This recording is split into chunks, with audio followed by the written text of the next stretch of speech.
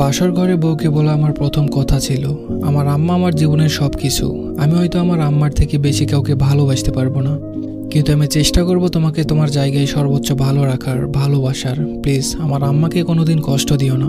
বউ আমার দিকে ড্যাব ড্যাব করে তাকিয়ে রইল, কিছু বলল না। বয়সে ছোট মেয়ে, কষ্ট পেলো নাকি পেলো না ঠিক বুঝতে পারলাম না। আমি বিছানায় বসতে এসে একটু সরে গিয়ে জায়গা করে দিয়ে বলল, আচ্ছা আপনি কবে চলে যাবেন? আমি একটু অপ্রস্তুত হয়ে বললাম, আসছি তো 5 মাসের ছুটিতে। মেয়ে দেখতে দেখতে তো 1 মাস চলে গেল, বলতে পারো গুনে গুনে 4টা মাস আসি। এরপর আমি আমতা আমতা করে জিজ্ঞেস করলাম, আমি তোমার নামটা ভুলে গেছি, কি যেন ডাক নাম তোমার? বলল রিনি। নাম বলেই খিলখিল করে হাসতে লাগলো আর বিড়বিড় করে বলল, আল্লাহ এ কেমন বর, বউয়ের নাম জানে না। সিঙ্গাপুরে থাকার সুবাদে বহু সুন্দরী মেয়ে জীবনে দেখার সুযোগ হয়েছে, কিন্তু খিলখিল করে হাসলে একটা মেয়েকে এত ভয়ঙ্কর সুন্দর লাগতে পারে জীবনে প্রথম উপলব্ধি করলাম। হাসতে হাসতে তার চোখে পানি চলে আসছে, সে খুব সাবধানে পানি মুছে আবার হাসছে, আর আমি প্রথমবারের সবচেয়ে সুন্দরী হাসি মেয়ের প্রেমে পড়ে গেলাম। আমার পুরো জীবন ঋণীময় হয়ে গেল। বয়স কম হলেও প্রচণ্ড গুছানো আর মিশুক একটা মেয়ে, পুরো বাড়ির কাছে একা হাতে সামলাতে পারে। আমার মা বোনের আরাম আয়েশের দিন ফিরে এলো। এতে অবশ্য ঋণের কোনো আফসোস নেই। আমি যতদিন থাকলাম ঋণীকে সাহায্য করলাম। আমার যেদিন ফ্লাইট ছিল তার 3 দিন আগে থেকে রিনির চোখ মুখে আধার নেমে আসে। আমি টের পাই, সে বাথরুমে গিয়ে কাঁদে, রান্নাঘরে বারান্দায় আড়ালে গিয়ে কাঁদতে থাকে, আর আমার সামনে স্বাভাবিক হওয়ার ভান করে। আমিও ভান করি। এই যে প্রিয়দের ছেড়ে যাবার কষ্ট প্রতিবার ভোগ করতে করতে আমি ক্লান্ত। মাত্র ইন্টার পাস করে দেশের বাইরে পাড়ি দিয়েছি জীবিকার তাগিদে।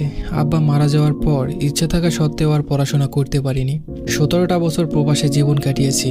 এখন আর হাউমাউ করে দুঃখ গায়ে মাখাতে মন চায় না, মনকে পাথর করেছি। তবে এবার আমার পাথরে মন কেন যেন গলে যেতে চাই।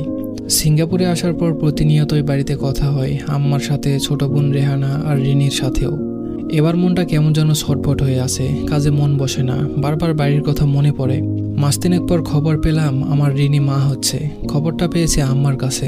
অনেকবার চেষ্টা করার পরেও রিনির সাথে কথা বলতে পারলাম না সেদিন। সে লজ্জায় আমার সাথে কথা বলতে পারছে না। আম্মা হেসে কুটি কুটি হয়ে আর বলে, কেমন পোলাপান মানুষ দেখ, 2 দিন পর মা হইব আর এখন এমন করতেছে। আমি শুনি আর হাসি। আমার ভেতরে আনন্দরা হই হুল্লোড় করছে। জীবনে আসলে টাকার খুব দরকার। আজকে টাকার টান না থাকলে আমি দৌড়ে দেশে চলে যেতাম। আমার লাজুক বইয়ের লজ্জা ফোনে না ভাঙিয়ে তাকে জড়িয়ে ধরে ভাঙাতাম। একটা সময় ছিল ছোট পোশাক পরা বিদেশি সুন্দরীদের উপর চোখ চাইতে না চাইতে চলে যেত, কিন্তু এদেরকে এখন আমার ফ্যাকাশে লাগে। আমার নিজের ভিতর আমি অন্য আমিকে আবিষ্কার করতে থাকলাম। প্রায় খাতা কলম নিয়ে হিসাবে বসি। এখন থেকে আরও খরচ কমাতে হবে নিজের। প্রতিদিন অল্প অল্প করে জমাতে থাকলাম। মোটামুটি একটা সেভিং হলেই দেশে গিয়ে অন্তত 1 মাস থেকে আসবো। আমার 2 চোখ ভরা রঙিন স্বপ্নের মৃত্যু ঘটল সেদিন, যেদিন বাড়ি থেকে ফোন করে বলল আমার সন্তান আর রিনি নাকি পৃথিবীতে আর নেই। পানি ভেঙে যাওয়ার ফলে নাকি এমনটা হয়েছে।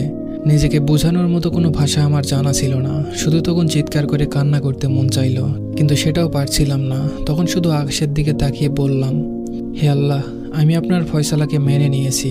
আমার অশান্ত হৃদয়কে আপনি শান্ত করে দিন। প্রচণ্ড যন্ত্রণায় আমার দিনগুলো কাটতে লাগলো। উঠতে বসতে সারাক্ষণ ঋণের কথা কানে বাজে। যে সময়ও কল দিত ওই সময়গুলো মনের অজান্তেই ফোন